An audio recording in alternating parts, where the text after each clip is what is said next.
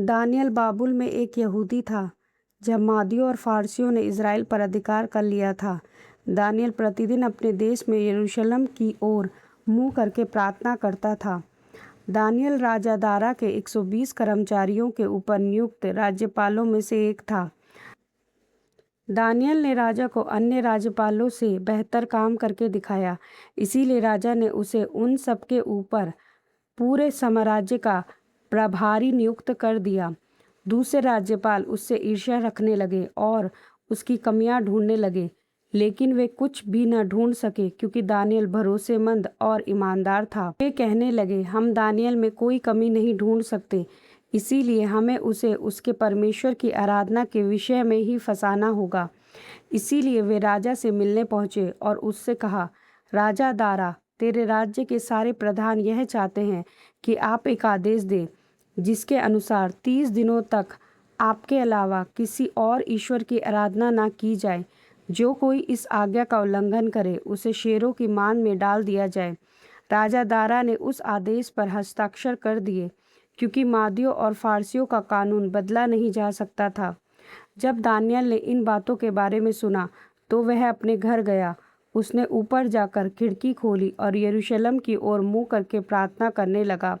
वह दिन में 3 बार परमेश्वर से प्रार्थना किया करता था। दानियल के शत्रु राजा के पास पहुँचे और उससे कहा, हे राजा, दानियल ने तेरी आज्ञा नहीं मानी। वह प्रतिदिन 3 बार अपने परमेश्वर से प्रार्थना करता है। उसे अवश्य ही शेरों की मांद में फिकवाया जाना चाहिए। जब राजा ने यह सुना तो वह बहुत दुखी हुआ और शाम तक दानियल को बचाने का उपाय सोचता रहा, लेकिन मादियों और फारसियों के कानून को बदला नहीं जा सकता था। इसीलिए अंत में राजा ने दानियल को शेरों की मांद में फिकवाने का आदेश दिया।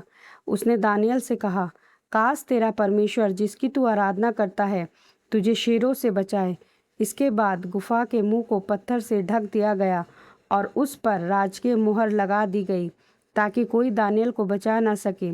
राजा दारा अपने महल में चला गया और रात भर जागता रहा। भोर होते ही राजा दारा उठा और दौड़कर गुफा तक पहुंचा। वह चिल्लाया, हे दानियल, जीवित परमेश्वर के दास, क्या उस परमेश्वर ने जिसकी तू आराधना करता है तुझे शेरों से बचाया है? दानियल ने उत्तर दिया, हे राजा, चिरंजीवी रहे।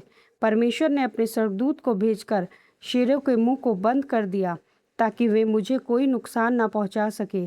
उसने ऐसा इसीलिए किया क्योंकि मैं निर्दोष पाया गया। राजा बहुत प्रसन्न हुआ और उसने दानियल को गुफा से बाहर निकालने की आज्ञा दी।